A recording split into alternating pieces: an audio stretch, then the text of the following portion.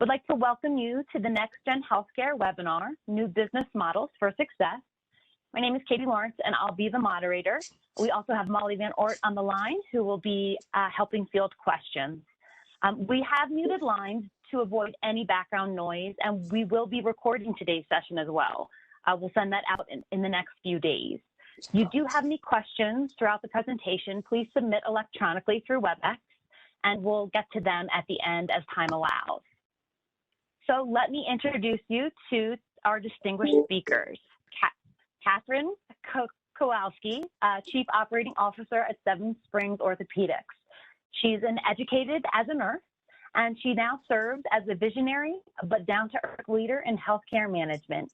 She received her Bachelor of Science in Nursing from Ohio State University and a Master of Science in Organizational Development from Case Western Reserve University, Weatherhead School of Management.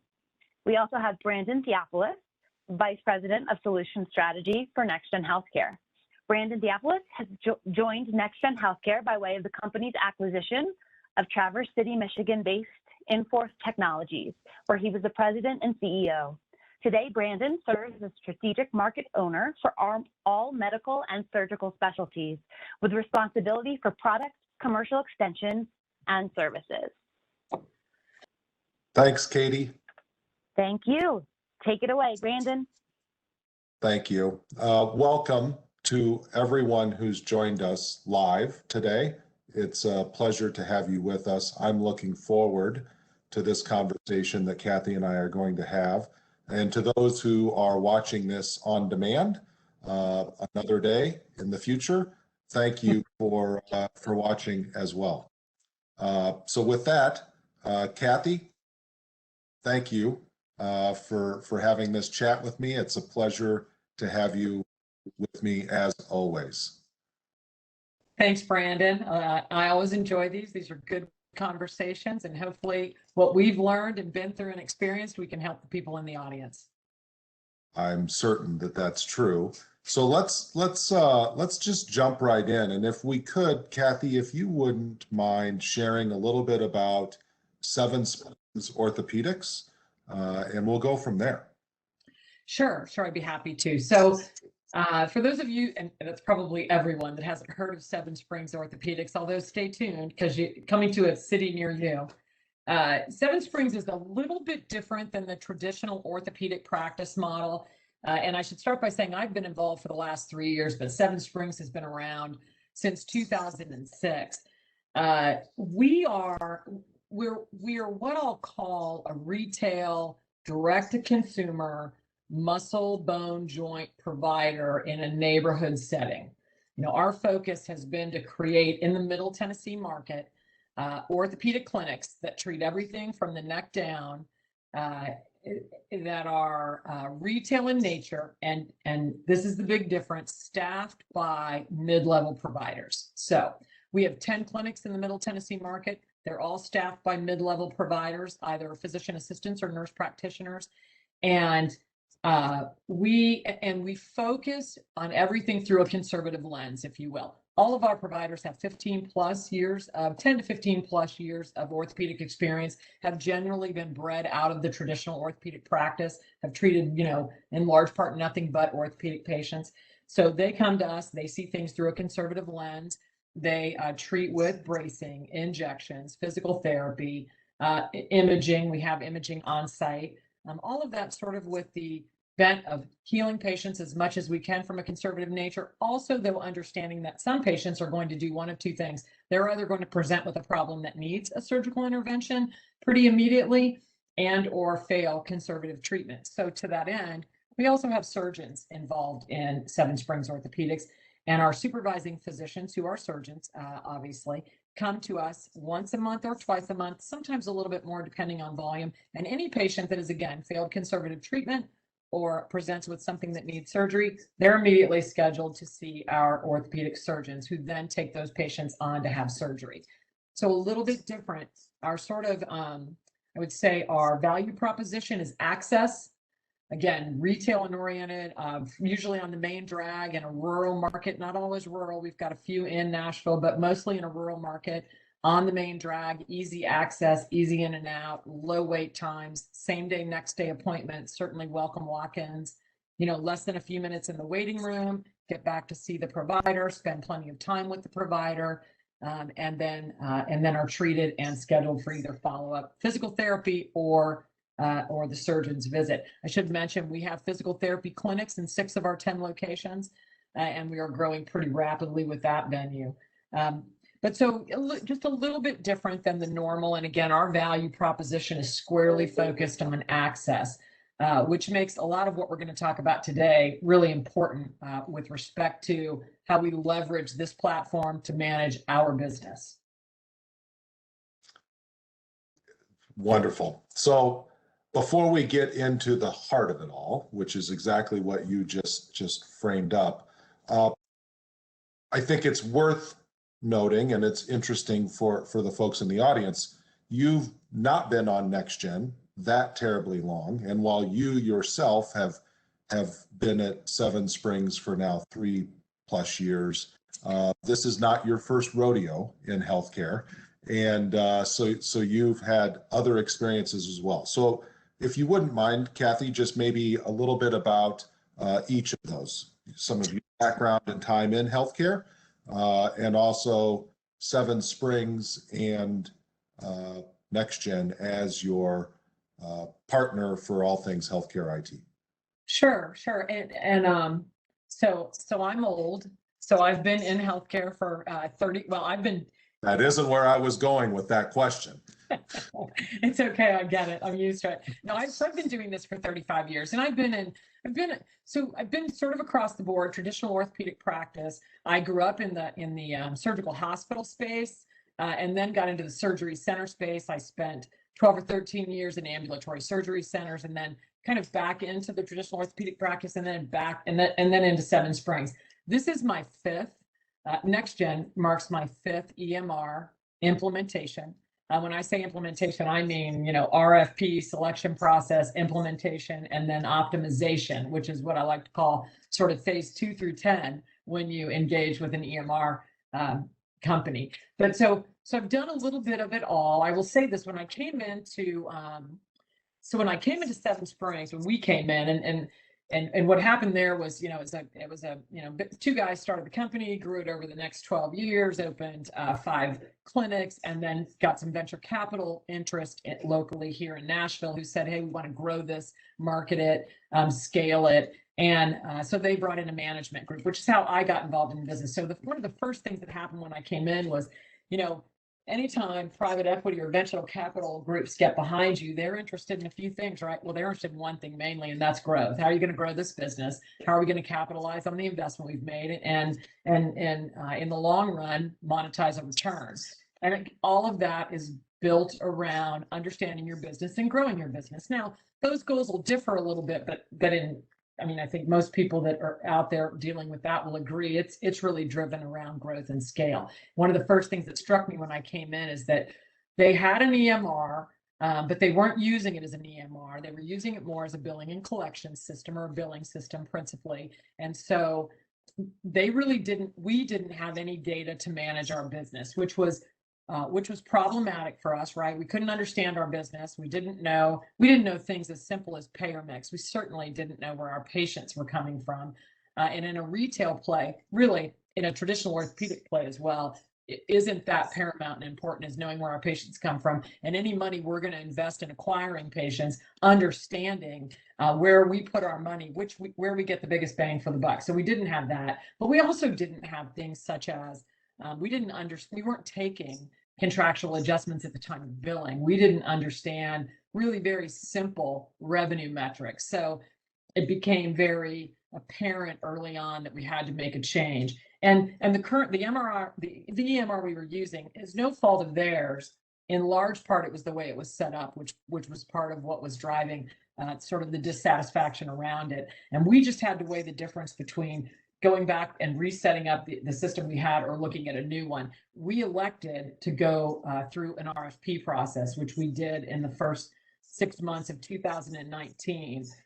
And that process was fairly extensive. We started with 11 interested parties. When I say interested, meaning parties we were interested in, we narrowed that down pretty quickly to 6, went to 3, went to 2, and went to 1, which ended up being NextGen. It took us the better part of 6 months to get through that process. I will say we took our time, and then we made that selection in August of 2019, and then spent the end of 19 sort of setting it up, which is huge, and getting it implemented. And then we went live in February of 2020, which most everyone in the audience will recognize as the start of COVID, which was very interesting because we implemented it and went live, trained everybody and all that right before we ended up kind of shutting our clinics down. But that was sort of the, that was the impetus. And I will say this, based on my experience, I sort of knew what we were looking for in the RFP. We asked all the normal questions in an RFP, and obviously cost and the financial aspect was a big piece of that. But also for us was how much could we leverage the system to manage our business? And being in a retail play or a traditional orthopedic play, it really doesn't matter, right? If we're all focused on growth, we have to know a few really basic things. Certainly, and I say this the old days because again, I've been doing it for 100 years. We always need to understand a billing and collecting piece, right? We need to understand our billing. We need to be able to get clean bills out the door. We need to be able to come back and figure out if we're collecting everything that we need to, and are we billing appropriately? We need to be able to do coding audits and all those things we've done for years in traditional orthopedics.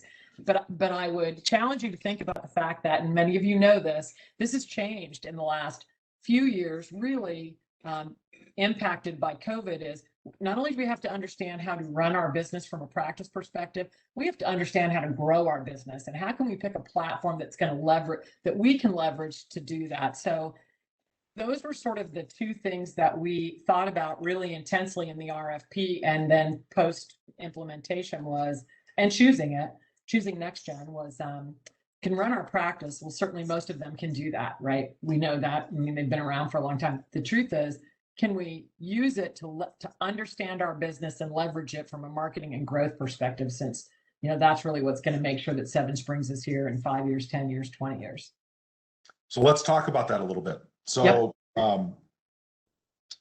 tell us a little bit about, now that you've been on NextGen a little bit more than a year, feel like longer than that with the pandemic, may feel like less than that because you had a period where your clinics obviously had to shut down. But what are you able to measure? Are you able to get the sort of insight and surveillance, just as you were speaking to, into the business of Seven Springs and that you'd hoped for?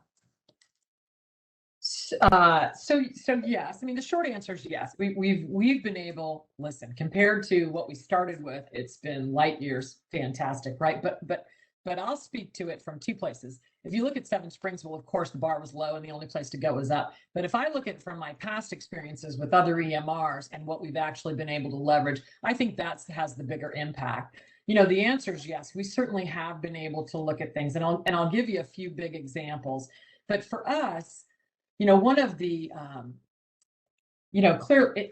here's what I'll tell you, a couple things. If you look at our dashboards 3 years ago and you look at our dashboards now that we present to the board, they're light years different, and that's because we've been able to really dig down and access everything that's in there, pull it out and put it into a format that helps us drive our business. Here's a couple of examples.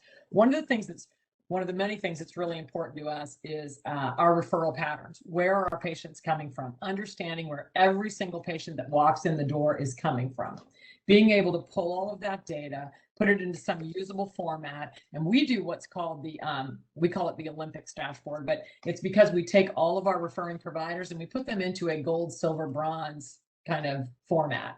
And we have certain targets for whether they hit the gold, the silver, and the bronze. And if those move up and down, because this is very important to our growth, right? We want to know if we all of a sudden have a referring provider that was a gold times 2 months, and now 2 months, and now all of a sudden they're referring at the bronze level. We want to get in there and figure out, are you dissatisfied with us? Did we do something? Being able to do that in real time positively impacts our business. Being able to understand, and this is the biggest piece not the biggest piece, but it's important for somebody that sits in the C-suite and certainly somebody that reports to the board, is we have a certain number of marketing dollars that we spend in each of our 10 markets, right? And it's not the same across the board. And the reason it's not the same across the board is because we're able to pull that data out of NextGen. We're able to look at, how'd you hear about us? Came from a referring provider, came from Google, drove by, saw that billboard, read the ad in the newspaper. We populate that. We set those fields up. We spent a fair amount of time on the front end saying, here's everything we want to be able to pull out.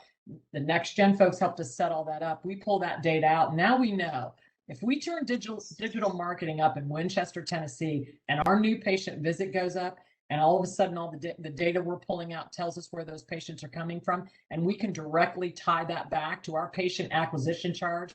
Well, I'll tell you what, when the marketing people are sitting in my office presenting that to me, that gives me the ability to have comfort in saying, okay, I'm going to up your marketing budget by X number of dollars in order to drive more patients to that market. That's the sort of level of detail I think today in orthopedics we need in order to be able to compete. Because here's what people are doing. When you were my age, you just asked a friend who's the best shoulder guy, and we still do a lot of that, but who's the best shoulder guy, and when my kids grab that got knee pain, they're in college, they have knee pain, they immediately get on their phone and want to see, we need to know if we're pouring dollars into the ability to show up first or second there, that it's actually impacting the number of new patient visits we get and growth. So we've spent an enormous time pulling that out. I will also say this, we started without the operational and financial analytics platform. I think I'm saying that right, Brandon? Yep. We started without that. We started just with, listen, we're a small company, we're watching our costs. Let's not upgrade to that version. Let's just pull all this data out ourselves and do it. It's taken us, the data's there, it's been great, but we've used a lot of manpower hours on our own to do that.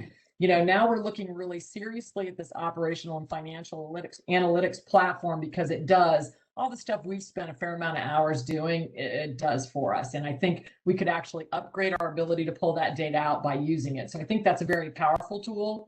And NextGen spent obviously a lot of time really perfecting it. And we've just been introduced to it we've actually been introduced to it probably sometime in the last 12 months, but we've been squarely focused on recovering from COVID.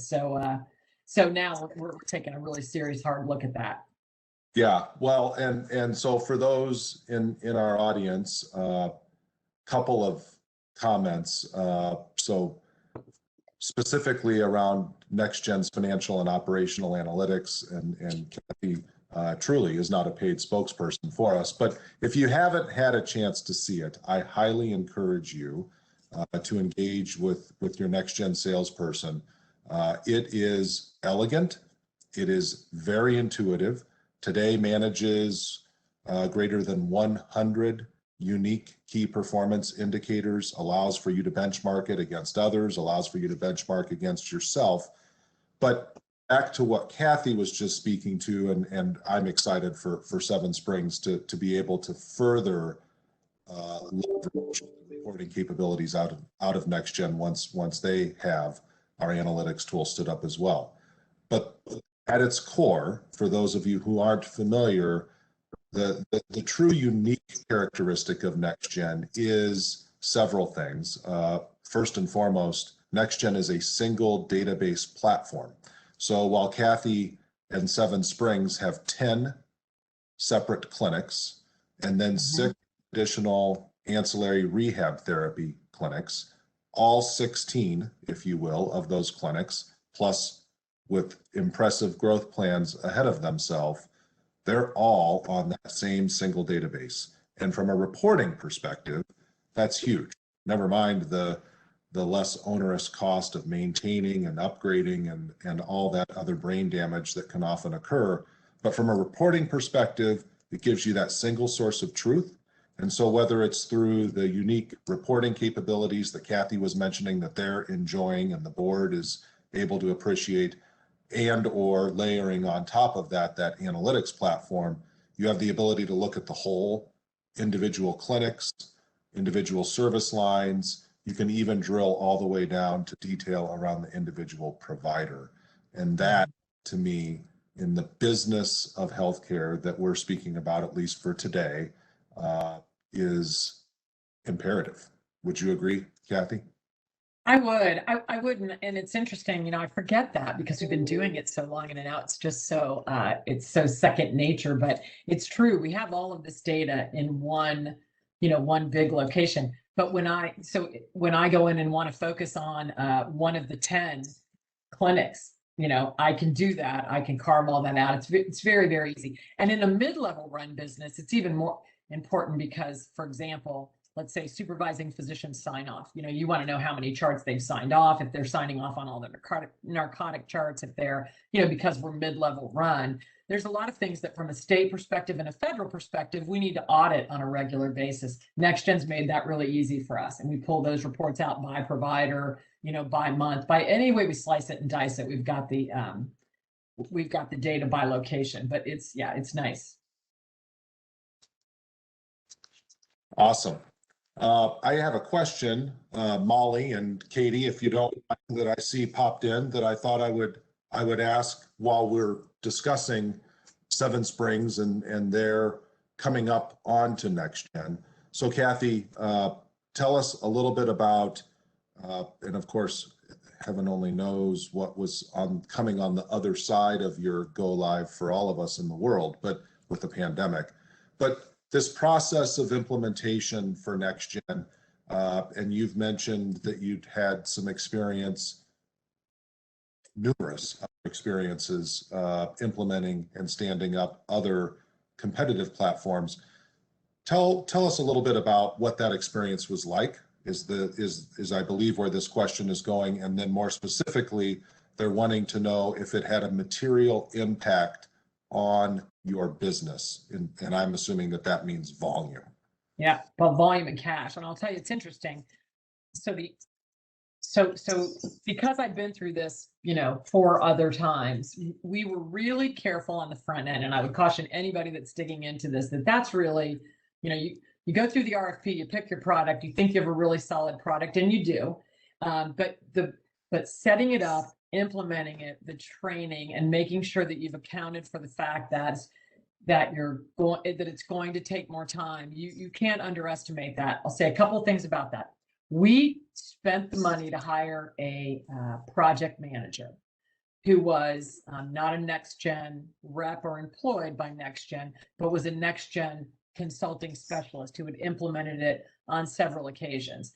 Came in, we employed that person for, we employed that person for 12 months and then put them on contract, which they are still on today, and handle a lot of our questions and our training and some of the one-off report creations that we want to do. But I think that was important for us because we were small company, not a lot of bandwidth. We didn't even know COVID was coming when we did that, but thank goodness we did.